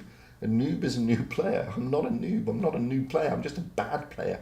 They're two different things, you know. So there's no point doing a video on me happy, because, you know, I fully admit that I stink to an extent. And this is the thing. I mean, like I said, if at the end of the day, if people like your content and like your personality or what you do, they will come to you eventually. Just don't try and rush it, yeah? I capture the grumpy dad demographic. Yeah, I suppose I do really. You know, I'm getting a bit that way. Yeah. I'm glad that certain individuals aren't here, because I'd go on about how old I am and being. You know, I am the oldest Blitz, the oldest contributor. I know that I'm the oldest Blitz English speaking CC. I don't know if I'm the oldest YouTuber. Probably am, actually. I probably am the oldest Blitz YouTuber. And I love tours, actually, tear them to shreds. That's one of the things I absolutely love. I love commentating the tours, so thank you for that. And hey, Eco, how you doing, big man? And I love doing that. And Thod, Thong. See, I always get problems with that one. It's Thod, Thong, Thomoff, I think. And, you know, it's like, I love streaming. I actually love streaming more than I like doing videos, okay? And the reason I like doing that is because I like interacting with people. And, you know, if somebody jumps in and it makes their day going out in a platoon with me and carrying my ass, then that's made my day. It's as simple as that. And that's the thing. I mean, how old is... No, Bush is not in his 50s, Eco. He's younger than me. I'm 48, and I think he's just turned 48, or something along those lines. He's not in his 50s. And that's the thing. That's the idea, isn't it? The idea is it's a game, and you're meant to have fun. Simple as that. So yeah, I love the commentating in the tournaments, and I certainly love doing the streams a lot more than I like doing the videos. The videos for me are a chore, to be honest with you, and I have to be in the mood to do them, but I realise I have to do them, yeah. And but it's a chore, because I'm constantly. I don't like taking content from other YouTubers, for one. So, for example, if say, I don't know, as Meaty said earlier, a new tank come out, and every YouTuber and every man and his dog using Blitz YouTube will review that video. So, for example, I have not reviewed the Icebreaker, because I don't know, what's the point? You know, you've already got, I don't know, umpteen different people reviewing it. I mean, you don't need me to review it. So I would rather review a tank that you haven't played for a while. Or I'd rather, do a video on telling a new player how to play a particular tank. If you know what I mean. I mean, there's no point you trolling through YouTube to see 20 bloody videos on the icebreaker. It's a free tank. What's it matter if you get it or not? The chance, if you buy the battle pass, you're not buying it for the tank anyway. You're buying it for the other bits and bobs that come with it. So what does it matter if the icebreaker's any good? You'll find out yourself, won't you? You'll roll out of it on your own accord. Whereas certain tanks that come in crates, for example, then you need to know, is it worth your while pondering the crates? Well, let me tell you, no, it's not. I mean, crates are never worth your while, guys. So be mindful of that. But if a tank comes out for 20 odd thousand gold, you need to know, is it worth my while spending this? So those are different reviews. But yeah, I mean, reviews like the things like, well done, Simon. Reviews on the things like the icebreaker or the agent or stuff. You don't need to know that. You're going to get those tanks yourself because you've decided to buy the battle pass. Simple fact. You don't need me to tell you that the tank's shit or not shit. You'll get it yourself and you'll roll out on it yourself. But maybe you do need a review on the Emil 1951. Maybe. I don't know. It all depends. And I would rather do reviews on tech tree tanks that people are grinding their way towards. As I said earlier, I mean, there's no point in me trying to tell a pro player how to play a tank. There's no point. I can't teach a pro player anything. Like I said, I mean, look, I'm in a pro clan as a token. Yeah, I'm a token in a pro clan, but I'm in a pro clan. And you can ask the likes of Jory, who is very normally in my streams and stuff. I'm asking him all the time. And I'll give you an example. I used to hate the WZ113, and I hated it because I didn't know how to play it. Jory gave me some tips, and I asked him how, because he liked that tank at that time. So I said to him, Jory, what is it about that tank you like? How the hell do you play it? So he gave me some tips, and I listened to him, and those tips work. I asked him, and I then tuned with him recently, because I'm notoriously crap at the T62A. So I tuned with him, and you know what? Boom! All of a sudden the T62A. I'm getting better at that, and this is the thing, yeah. So I can't teach them anything, but they can teach me a lot. And this is why I watch the likes of Juicy Tendersteak. Not because I'm going to ever play like Juicy Tendersteak. It's never going to happen, guys. But I can get tips from Juicy Tendersteak. And that's important, And it's like I was saying to somebody the other week. Reviews on tanks is a difficult one, yeah? Because we all have different approaches and we have different styles. What I may think is a really good tank may not suit your play style or the way you play the game, or yours, or the way that you or anything, and you may think the tank's absolutely rubbish. And I may think a tank is absolutely rubbish and it may suit your play style to the ground. I mean, we all have these type of tanks, our Achilles heels. We all have tanks that we. Thank you, Eric. That's very kind of you, man. We all have tanks that we don't get on with. And we all have tanks that we really enjoy, And for example, I'm quite a good player in the AT-15A. Funnily enough, yeah, a lot of people hate that tank. I love it. I think it's a great tank, and I'm one of the worst players ever in a Sheridan. And a lot of people love that tank, and I hate it. So we all have different styles and different ways of approaching our reviews. And most of the YouTubers try to stay sort of unbiased to an extent. And I'll give you another example. I'm not a massive fan of the icebreaker, okay? Because I love Tiger. I love the Tiger 1 and I love the Tiger P. And I'm not a big fan of the icebreaker. Yeah, I saw Pantu's video on it, and he was like, "Oh, it's a great tank. It's fantastic. It's got great armor. It's got shit armor, guys. It's got absolutely crap armor. It's awful armor, in my opinion. But he's a different player to me. Okay, it's as simple as that. He's a different player. So his way of playing the tank is different to my way of playing the tank. So what does it matter? You know, you've got to try and find that YouTuber who's appealing to your style. And if you find that YouTuber appeals to your style, then you'll trust their reviews. Oh God, the Gram, you love the FV. Oh, I hate the FV. I hate the Death Star with a passion, my friend. I mean, with a passion. I just hate it. I think it's one of the worst tanks in the game. And I've always argued that the Death Star should have been a premium tank, and the Badger should have been the tech tree. But hey, you know, that's just the way it works. To an extent, Svod, it is a more or less improved. Is it an improved VK36 or a less improved Tiger 131? I mean, you decide. Yeah, I've got music. I put music on in the background again now, because you know, every single one of my videos gets demonetized anyway. So Eric, your super chat is actually just covered the ad revenue that would have lost on this video, because they all mine get demonetized because of the music. To be fair, which is probably why I don't earn a lot from YouTube.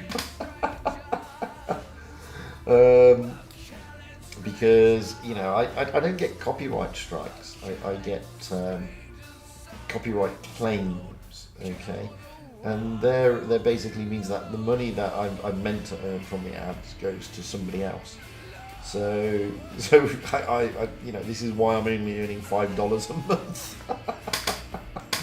So that's basically the way it works with my YouTube. And you know, I mean, if I didn't have, for example, I mean, I've now got 7 YouTube members, which is great, and they all, I mean, I think, I can't remember what the minimum is, but they all pay the minimum, which is fantastic, and it comes to about what?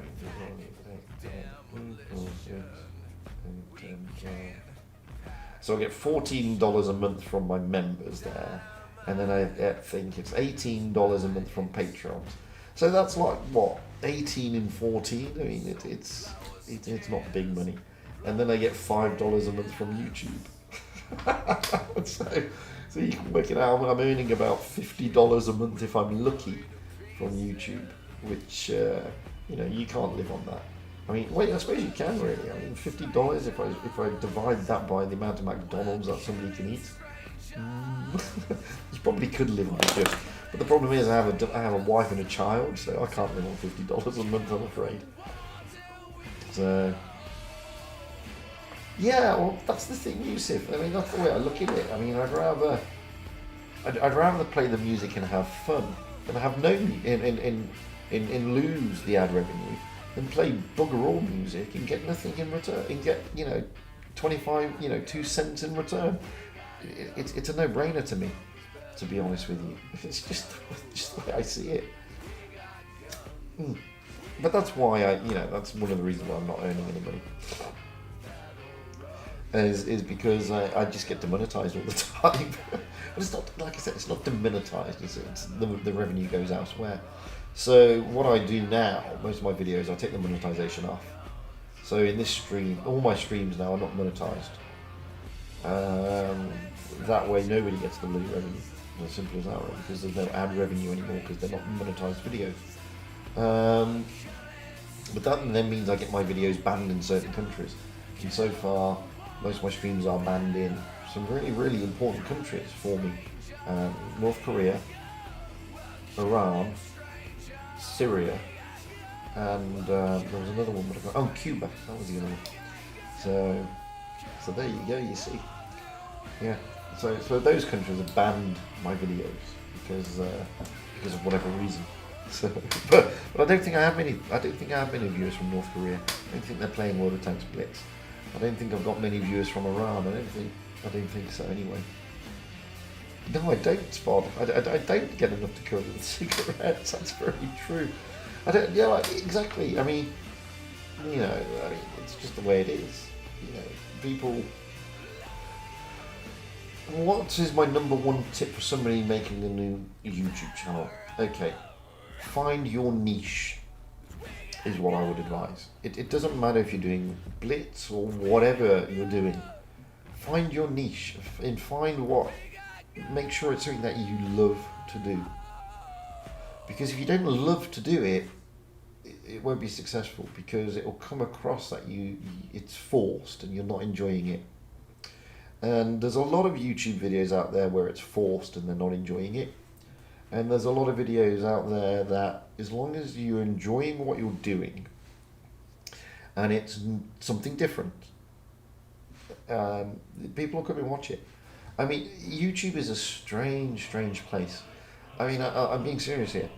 For example, if you were to do if you were to do a video on, say, how to balance eggs on your nose, I guarantee you people will watch it. You'd be surprised. People will watch it. And, you know, if one week you're teaching people how to balance an egg on their nose, then the following week you're teaching people how to balance, a cucumber slice on your nose, people will watch it. I mean, there is a YouTube channel, funnily enough, called Fireplace. And it's just 2 hours of a fireplace. And that thing's had so many views. I mean, I'm going to check how many views it's had. Because YouTube is a strange and crazy place, I'm telling you. Fireplace, I'm searching now. So, there you go. 10 hours of a fireplace in HD has now had 47 million views. 47 million views. And it's just a fireplace.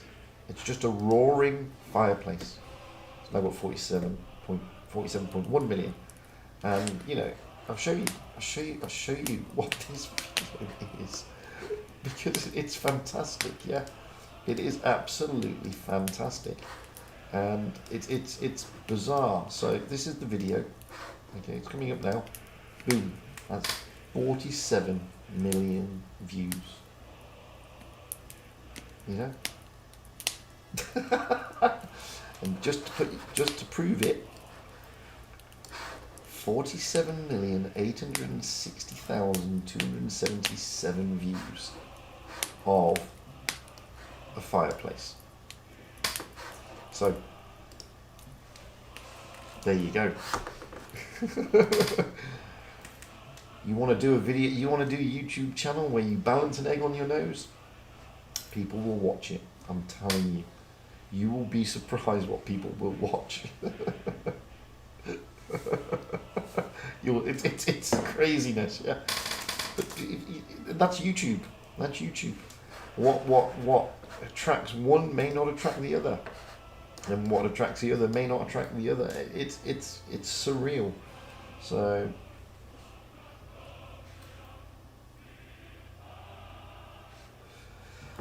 And Yusuf, you know, things like that idea there is a really good idea. Yeah, I'm getting there, man. Eric wants the link, Leppy wants the link. Just type in fireplace and it comes up.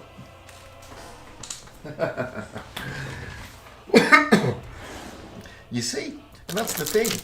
You know, people watch the fireplace and they enjoy it. It's chilling, and if you put the sound on, it's a roaring fireplace. So, you know, people love it. It's unbelievable what people will do. But yeah, Yusuf, back to your point. Yeah, I mean, people will watch that, and yeah, I've been toying with the idea since I started YouTube of venturing into models and stuff, but I don't know yet. I don't know yet. Barbels, babies. What are babies? How are babies made? Something to do with a bird and a bee, isn't it? can't remember. Somebody stole your MS1. Can I find it? Raise a ticket. Wargaming probably got it.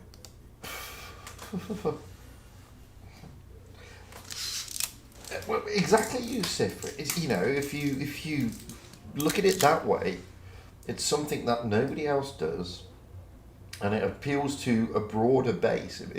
You know, and you're showing off your talent, and you're showing people. You know, I mean, if you go onto YouTube, and I do it a lot, because a lot of the channels I watch are art and stuff like that, and you'll see there's a lot of people doing art channels, and combining the two wouldn't be a bad idea because not many people are doing it. Exactly, excess. Link the PC with the TV and you get a big roaring fireplace. It's unreal, eh? It's unreal what some of the hidden gems in YouTube. Seriously, there's a lot of hidden gems in YouTube that a lot of people don't see.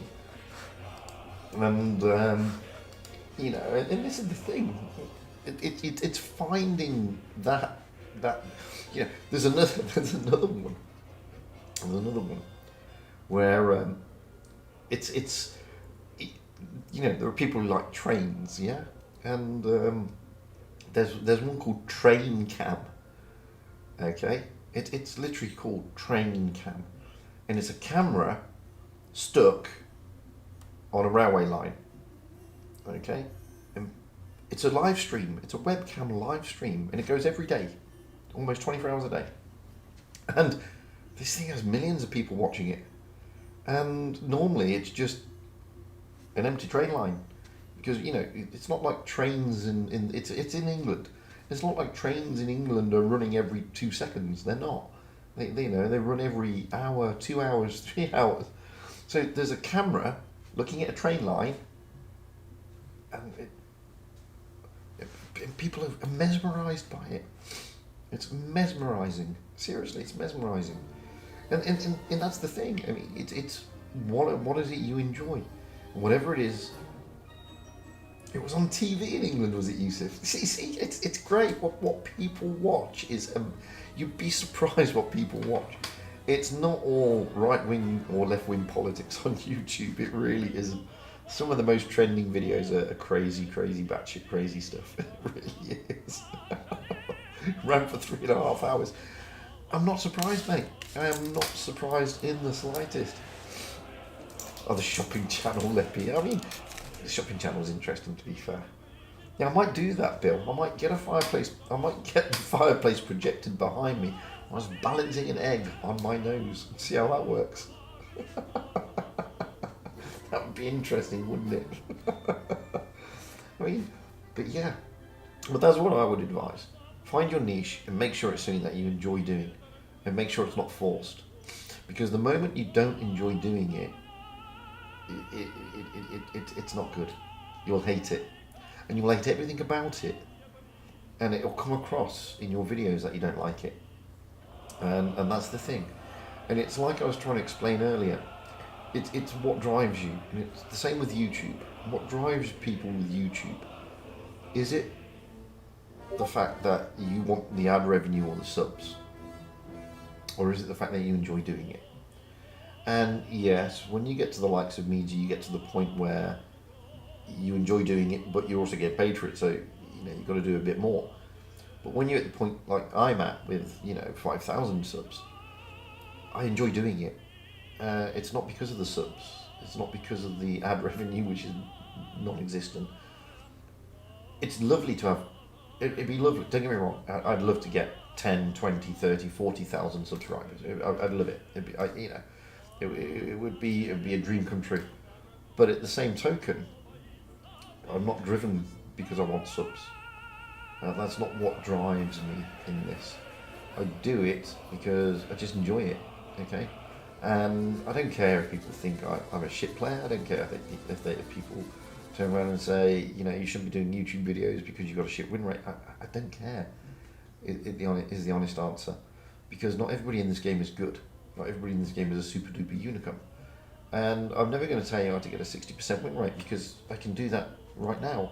And I told you earlier, if you want a 60% win rate, get into tiers 1, 2, and 3 and see will kill your way to it. You'll get there in next to no time. And you'll be happy you have your 60%. You know? Simple as that. Simple as that. And if you want to be a super duper unicum, re-roll. Enroll in a tank that you're good in the low tiers, and kill all as many bots as you can, and you'll be a super duper unicum.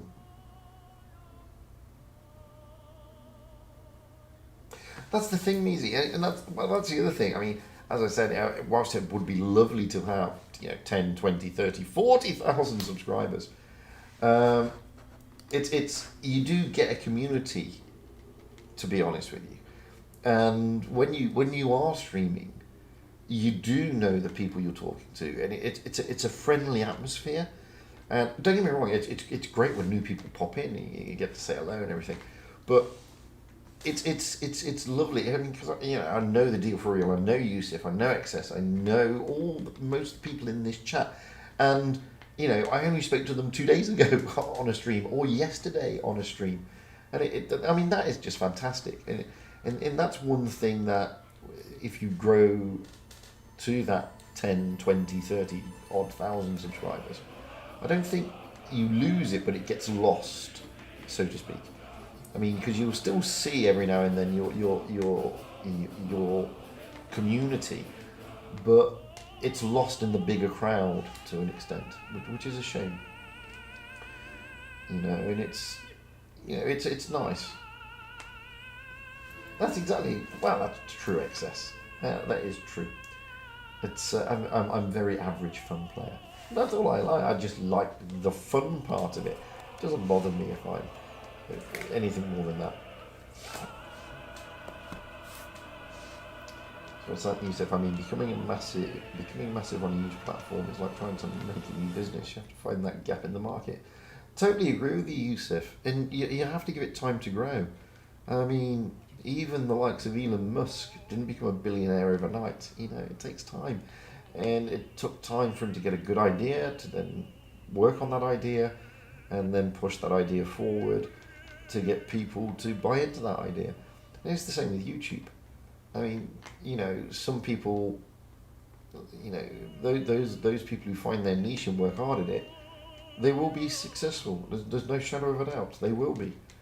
And those who want to take the quick route, they will have short-term success. And that's the difference. But if even with the short-term success, if you then throw as much as you can at it, you will be successful. That's the thing. Ollie T to the B to the C.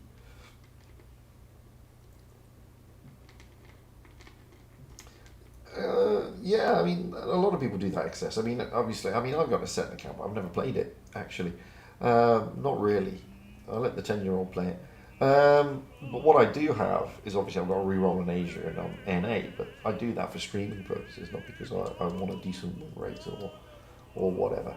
I do that purely for the selfish reason of doing YouTube and trying to get people interested from the Asia side, because Asia is a huge player base, and it's an untapped resource for wargaming. And what I said, one of the pitches I made to wargaming, which is why I got a press account on Asia, was that I would do a lot of streams in Asia, and I did up until the start of this year. I haven't streamed this year yet in Asia. I'm planning to do that very soon, and it's one of the reasons why I don't have a press account on NA, because I don't play NA that much because of the timings and because of the ping. So it would no use me getting a press account there. So, and that's one of the reasons, because there are areas that need to be promoted, and Asia's one of them. And NA is another one, to be honest with you. I mean, if you look at it from a logical viewpoint, EU has a natural growth. CIS has a great growth. But Asia, I mean, North America, which is probably the most, the region that has some of the most gamers along with Asia, it doesn't have great growth. The game hasn't got that much growth, so to speak. And I mean, it always surprises me why. I mean, Asia doesn't surprise me as much because the time zones, it's a massive area with multiple time zones and multiple different languages. And not everybody speaks English. It's as simple as that. I mean, hardly anybody, if you go to Japan, English is not a massive language. Well, okay, you've got Australia and New Zealand, where obviously they do speak English. But you've got Japan, then you've got Vietnamese, then you've got, how many different languages are there in India? So Asia's always been a difficult nut to crack in that respect from a YouTube perspective, because not everybody speaks English. I mean, my wife is Russian, and she keeps begging me to let her do the subtitles on YouTube, which just takes an age, yeah. Because if you could just, as an English-speaking YouTuber, if I could tap into the Russian YouTube market, I mean, it'd be fantastic. But the chances of that happening are very slim because I don't speak Russian. Well, I do, but incredibly badly. And certainly not enough to do a video in it. And the other one's North America. North America really surprises me because a lot of people over there do speak English. Even the Spanish speakers speak English, majority of them. Yeah, and it's a country that loves gaming. Yeah, we don't have a massive game base on NA for some reason. And I don't know what the reason is. I mean, it's always eluded me because you'd think that this is the type of game that Americans would like. It's fast paced. It blows shit up. It's got everything that people normally like over there.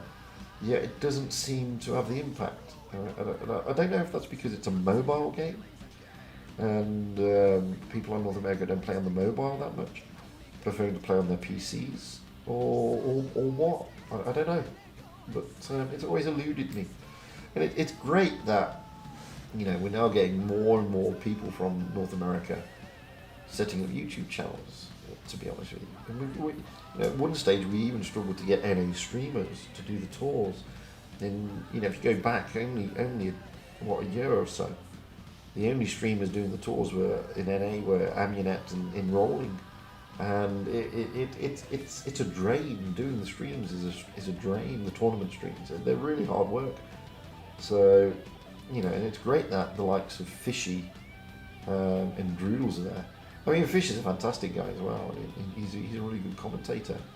And we also had a couple of Spanish speakers as well. I think it was Papa Rage, who was doing it in Spanish. And then we had another one, but I don't know what happened to them. They went very quiet, unfortunately. So, and we're getting some good streamers coming out in Asia as well. We've got a Japanese and a Chinese streamer. Japanese speaking and Chinese speaking streamer in Asia, which is good because the Japanese do like playing the game, but not everybody in Japan speaks English. And you don't want to see me commenting where all I keep saying is konnichiwa, arigato, hoi, konnichiwa, arigato, hoi. It's no good, is it? Followed by the occasional domo thrown in there. So yeah, we do need a Japanese speaker. Well, I agree. See, this is the thing, Yusuf. I mean, as far as mobile games go, I mean, I did a video on this. No, I didn't do a video. I did a stream. Did I do a video? Or I can't remember.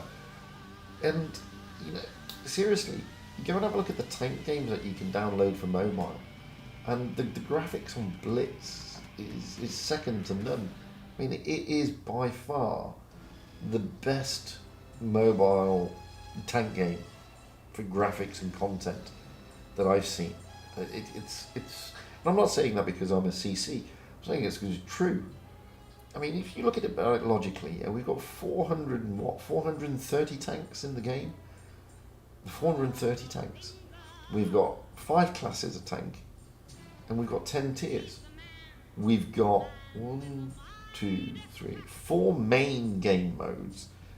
And within that, we've also then got we've got random, which comes with encounter and/or supremacy. We have ratings. We have the fun mode, which could be gravity, mad games. Uprising, Realistic Skirmish. What was the one we had recently? Burning Games. We have tournaments, be them quick tournaments or professional tournaments. We have training rooms. That's a lot of content for a mobile game, you know. And coupled with all of that, we've got how many maps? What is it? 14, 15 maps, which are all different. And the parameters for a mobile game is huge. I mean, this is the reason why there are so many PC players playing it. It's because it's good enough to be played on a PC. It's not just good enough to be played on a mobile. And how many mobile games can say that crossover exists? That you can play it on PC and on your handheld device or tab at the same time? Well, not many, to be honest with you. You know, I mean, World of Tanks couldn't cross over. Can you imagine that? Can you imagine a World of Tanks on your phone or your tab? I mean, the game's what? How many gig? 20 gig to download? It's massive. So it wouldn't work. And this is one of the things that's always amazed me with Blitz. You know, it's real time, a shooter with so much content. I mean, and I'm not, like I said, I'm not just saying that because I'm a CC. I'm saying that because when you break the bare bones down of the game, you've got so much in there. You really have. You really have. And, you know, we take for granted how much is in the game, to in all honesty. And sometimes as players, we focus on the negatives. Oh, my MM is shit. Okay. Your MM shit. You're going to get shit MM. You're not always going to get it being the winning team. You're never going to always... You're not going to have a 100% win rate. It's just the way it works. You're going to get good teams and bad teams. My RNG is shit. Okay? Sometimes your shots won't go in, sometimes they will. But I guarantee you, not 100% of your games are shit MM. Not 100% of your games is shit RNG. And, you know, there's a lot of people still playing this game. Okay, there's a lot of people who have moved on, but have they moved on because of other things? I mean, real life intervenes, people don't play anymore.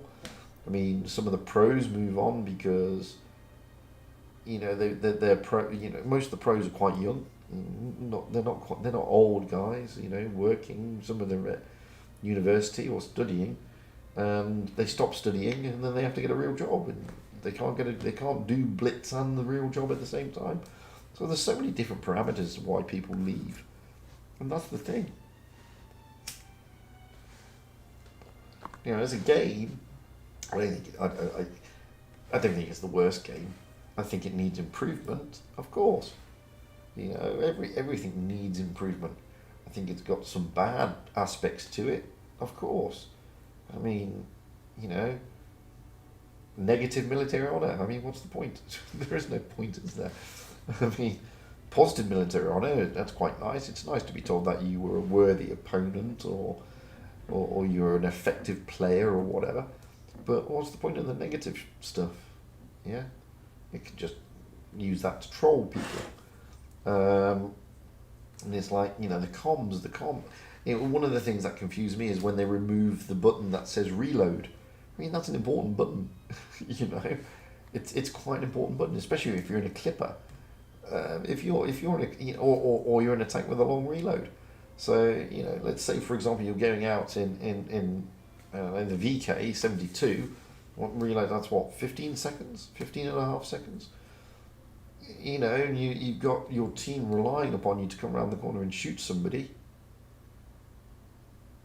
It's nice to know that you're reloading, yeah? So, you know, I've never tried a cigar PP, and I'm tempted, to be honest with you. But I said, I mean, these are like what actors use. They're fresh air. There's nothing in them, to be honest with you. And I'm not promoting smoking because it's not a good thing. And up until a certain point in time, I used to absolutely hate smokers. And to be honest with you, I to this day, I can't sit in a restaurant where people are smoking. I myself can't smoke in a restaurant. It's just thinking about smoking in food. It just doesn't seem right.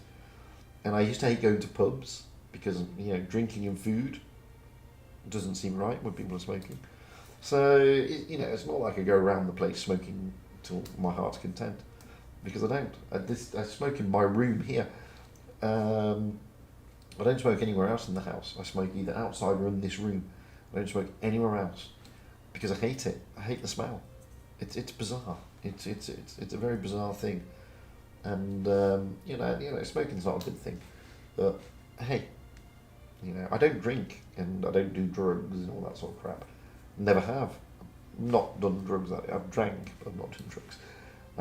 So no, I mean, but smoking's not a good thing. It's never a good thing.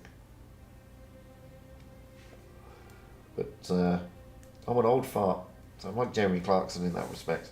I'm an old git who smokes. But you know, these things happen. Anyway, everybody's going now. I think we've been on for 2 hours, so I think I might head off as well. Guys, the only reason I'm doing this is I wasn't in the mood to play, to be honest with you.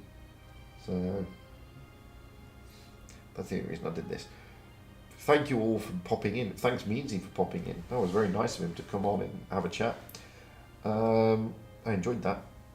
Thank you, and of course thank you, Eric, for your kind tip. It was unexpected and very nice of you. And guys, until the next time, enjoy the rest of your Wednesday, the 20th of January, wherever you may be. Don't forget, Winter Series is coming up soon. Excuse me. So there will be tournaments being streamed shortly. It's not. It's an interesting one. I don't have much information on it yet, but once we do, I will let you know. And by all means, those of you who are on my Discord, and those of you who are not on my Discord, there is an area that I said which is about. It's called the CC stuff, whereby you can say, you can give general feedback on the game, ideas to improve the game, things that make you mad about the game, things you want improved, ratings ideas or tournament ideas. By all means, feel free to jump in and have your say, because that's the idea. You know, I mean, you may not think it, but behind the scenes, the CCs, which is the likes of Meadsy, Aminet, Martin Dogger, Every Good Name Is Taken, Hasamat, Rib, myself, and Irma Bex. Behind the scenes, we are pushing wargaming on bits and bobs that majority of players raise to us. So by all means, jump in and do that. And until the next time, guys, really enjoy the rest of your Wednesday. Thank you yet again for popping in and saying hi. Really do appreciate it.